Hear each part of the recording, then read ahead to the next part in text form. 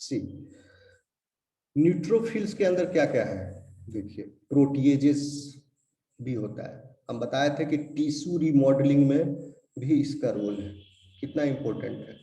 Neutrophils के granules में proteases भी होते हैं, सच एज इलास्टेज एंड कोलेजिनेज। अब क्या करेगा इलास्टेज और कोलेजिनेज? पहले से जो स्किन में कोलेजन और इलास्टिन प्रोटीन्स हैं, क्योंकि ये प्रोटीन्स जो है टिश्यू स्किन को, आपका स्किन को एक शेप देता है। They are involve, these are structural proteins. So by dissolving these structural proteins, your tissue देखते हो घाव में खट्टी पड़ जाता है, वहां स्कार हो जाता है, फॉर्मेशन। तो they do like this. These are done by the neutrophils. Elastin protein, elastase, collagenase, वो सब एंजाइम्स जो है वहां पर ऑलरेडी जो पहले से स्किन था उसको डिजॉल्व करके फिर एक नया टिश्यू वहां पर, चूंकि फ्रिक्शन होता है, फ्रिक्शन की वजह से भी होता है। जहां पर मान लो ज्यादा स्किन का सरफेस ज्यादा रगड़ खाते गया वहां पर फिर मोटा हो जाएगा skin surface.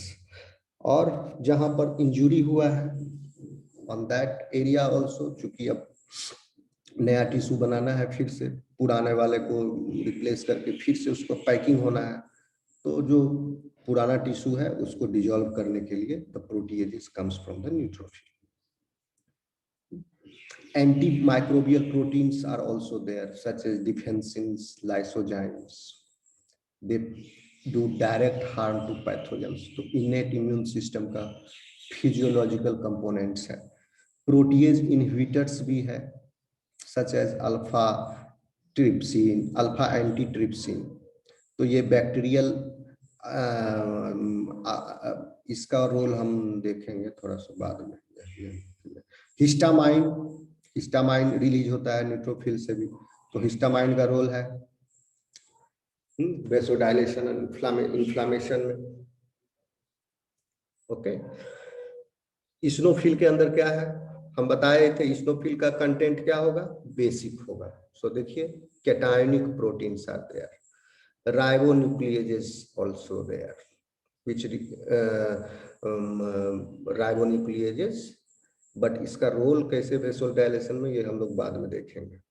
Cytokines also released from eosinophils, chemokines such as IL-4, IL-10, chemokines, cytokines, these are two terms, आप लोग दोनों को इंटरचेंज करके भी लिख सकते हो, chemokines are cytokines only,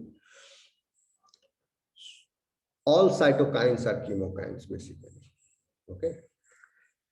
So basophil and mast cells से भी निकलता है, cytokines, lipid mediators, histamine। तो आप नोट करो हिस्टामाइन कहाँ कहाँ से निकल रहा है, बेसोफिल से, मास्ट सेल से, न्यूट्रोफिल से। इस्नोफिल से हिस्टामाइन नहीं निकल रहा है। सर क्या कर रहे हैं, हिपेरिन सर कहाँ से निकल रहा है सर, बेसोफिल से निकलता है? हिपेरिन तो ये है एंटीकोगुलेंट है। Heparin comes from, one second, yes,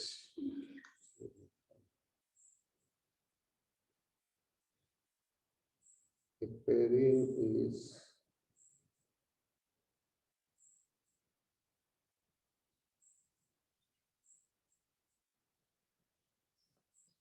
heparin भी मास्ट सेल से निकल रहा है।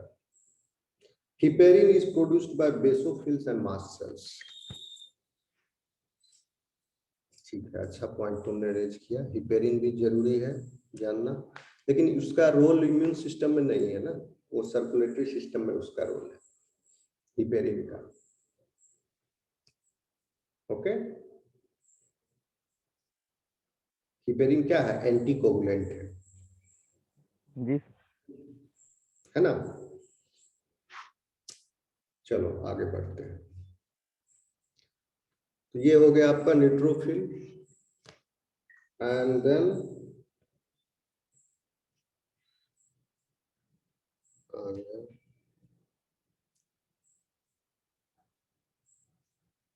एक सेकेंड, मेरा डोर लॉक हो रहा है, वन सेकेंड, एक काम करते हैं, आधा घंटा बाद फिर से मिलो तुम लोग, ठीक है? Okay sir. Okay, sir. Somebody knocking my door.